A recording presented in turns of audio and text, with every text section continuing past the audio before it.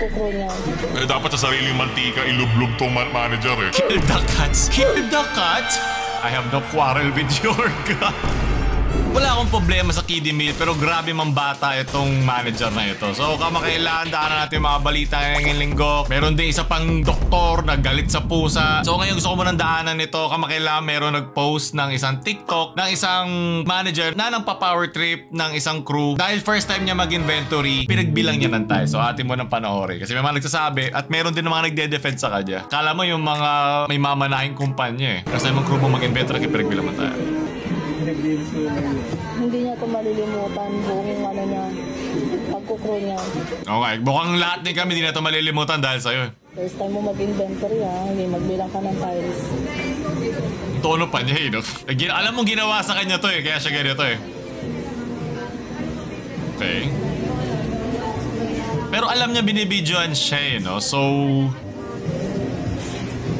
baka talagang think to. Kasi lahat sila okay lang parang di sila nagtataka na bakit siya binibidyo na ba nagbibilang ng tile. May hinahanap ba siya? May flashlight dyan? Ba anong hinahanap niya dito? May chicken breading pa doon Eh, dapat sa sariling mantika ilublog tong manager eh. Kahit hindi yung chicken breading na yun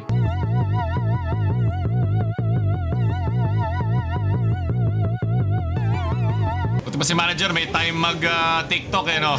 Ito parang parang budget meal hazing ba to? Like parang budget meal hazing. Parang Full Metal Jacket naalala ko dito Bilangin mo lahat yan. Yung mga wala na maitutulong sa'yo kasi may mga nagde-defend na disciplinary action daw ito or paraan para pakitaan ng parang servitude yung staff. May mga nakahanap na nga doon sa doon sa manager mismo May mga nakahanap na sa kanya. A true leader never mocks a beginner. Normal lang daw yan kasi naranasan nila abnormal ba? Ito yun ito. So comment ka dito kung one-sided OA ka mag-isip. Ginagawa niyan dati pag nagtrabaho ka sa fast food resto. Sana alamin mo na yung buong context. Posible na may nagawang kapal pa kanyan. Kaya pinagbilangan tayo. Tsaka yan ata ang pinaka-harmless way na pagdidisiplina. Bakit sa ganitong paraan? Meron namang mas makatawa at meron ding mas professional way. Pwede natin pag-usapan. Padalhin doon sa opisina. Pag-usapan ba't siya nagkamali? Sana di na niya ulitin. Kung nahihirapan siya, turuan siya ng mas husto. Hindi pa ba nakakahiya yun para sa isang adult? Ba't kailangan pa niya to gawin? Ano to?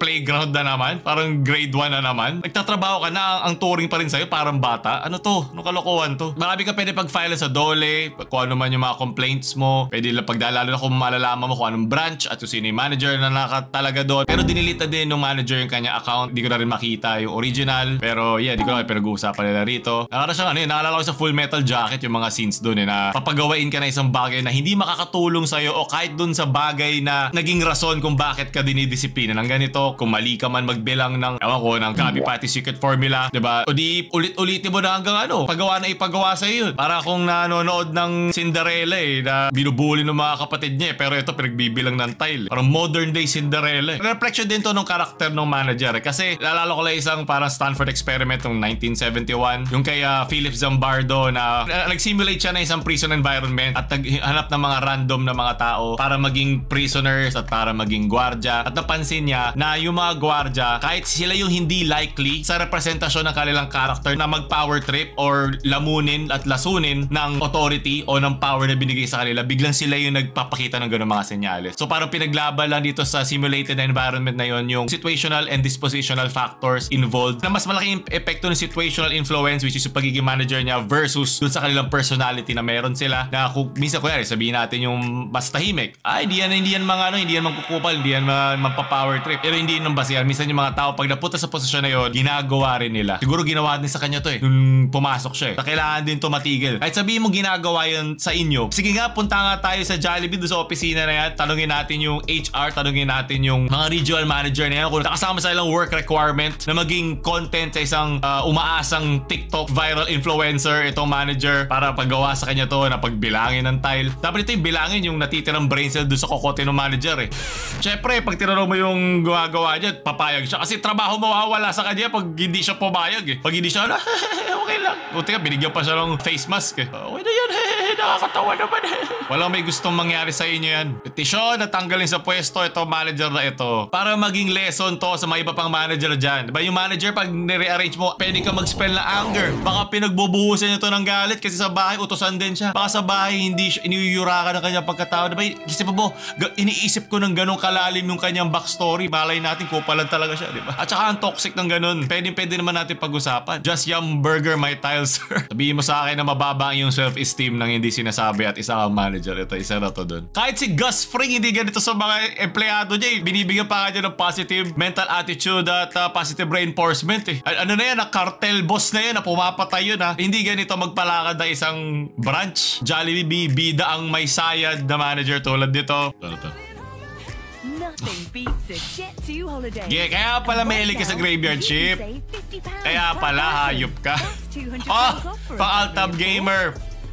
Di ko alam kung may basbas to ng manager o wala. Kung hindi, paalam na sa iyong shift. Unemployed shift ka, mangyayari. Sunod na balita yan na ito naman, gigil ako sa mga ganitong doktor. No pets. So meron nagpadala na ng isang picture ng pusa at sinabi niya, no pets. I will increase your rent to 18K monthly starting November 2025. Should you decide to deny having cats, this is proof already. Ito yung siguro yung kanilang landlord. Hindi po amin yan. Kung nandyan po yan, hindi na po namin control dahil hindi po kami may hawak ng buhay ng pusang yan. We won't deny kasi wala lang po kami pet dito. Kahit kami po hindi namin mapapaalis yan dyan. Aisa, 2 spaces, sorry, 2 spaces, I will just increase rent. 2 spaces, no pets. Kill the cats. Kill the cats? Naging Hitler coded bigla yung reply. Saan galing tong sama na loob? Anong ginawa sa'yo ng mga pusa? Why will we kill them po? Hindi naman po amin yan. Kill the cats. I'm giving you notice to leave. Please leave within what? Parang nanggagas pa to ng mga pusa. I don't have any right to kill them. Totoo naman, we never owned them in the first place. Tsaka may tamang proseso para magtanggal ng mga pest o pets doon sa lugar. Like, wala namang problema eh. Kung ayaw mo ng mga pusa o hayop sa lugar mo o aso, pero hindi mo kailangan patayin yun. Merong proseso yan, may mga pounds. Merong mga pinupuntahan yung mga yan. Please leave. Once you are gone out of the apartment, I will deal with the cat. I have no quarrel with your cat. What? Saan galing to? Isipin mo pa, doktor to. Di ba dapat meron kang pakialam sa mga buhay? Nakatakot naman to. Anong klase yung plague doctor ba to? Anong klase yung doktor ang ganito? Ito yung baka albularyo ba to na nagbubukas ng mga laman tapos tutuyuin yung paa ng pusa? Baka swerte. Dahil, wawa naman. Mukhang tanga na kayong pusa, hindi ka na panaawa. So dito sinabi niya na pwede rin maging criminal act of animal cruelty itong ginawa niya kasi 3 beses pa niya sinabi. Po siya parang order sa Star Wars eh. At pangit ditong reflection sa kanyang karakter. Physician ka pa man din at nag-violate ka ng Medical Code of Ethics at RA 2382. May mga grounds ka pwede report sa kanya sa PRC na immoral or dishonorable conduct, PRC Code of Ethics, unprofessional conduct, PRC rules at violations of laws related to human treatment of animals na RA 8485, RA 10631. Pwede ba rin isama yung Philippine Society for the Prevention of Cruelty to Animals? Men, kung ganito yung landlord mo, huwag ka na umasa na may pakialam sa iyan. Ito yung post. Actually, hindi na po ito yung unang beses pinagbintangan niya kami sa amin ng pusa na iligaw daw namin sa malayo. Mga working po kami lahat at busy. Wala madalas may iwan sa bahay. And yung mga pusa, hindi talaga sila directly sa amin nakatira. So dating lang to parang ano lang. Nag-spawn lang yung pusa. Nag-aantay parang sa Skyrim. Yung Khajiit has wares. Parang nahulog ata yung malita pusa sa may bubong nila. Tapos kami lagi pinagbibintangan. Kaso hirap din kami dahil nasa may taas po kami. Kahit kami naawa at nainis din kami dahil lagi naiyak yung pusa lalo sa gabi. Kaya maingay din yan.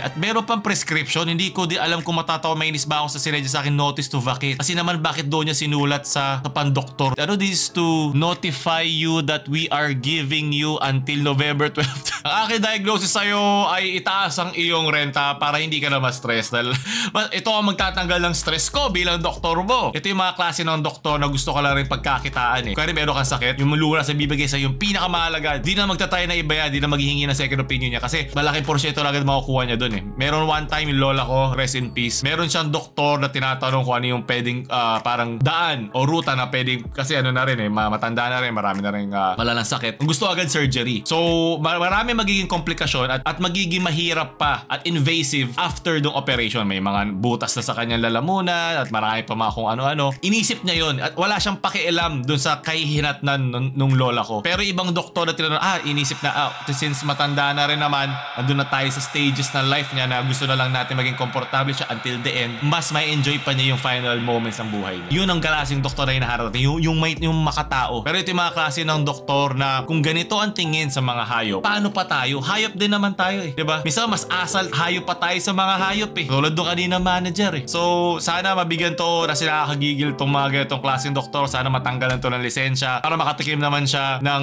kill the cats niyang parang Nazi zombie psychopathic behavior. Kasi gusto natin ng isang doktor na nagsisympathize yung nag-empathize doon sa kanyang mga pasyente. Hindi sila para mga numero lang ng kanyang pagkakakitaan sa susunod na araw. So doon tatapos sa ating mga balita ngayon na ito. Yan, mga nakakakupal kong staff papunta sa mga employed, na mga doktor wala talagang pinipiling bokasyon o okupasyon ang pagiging isang kupal sa internet. So ako ulit si James Yapper. Ito ang balita ngayon na mamaalam.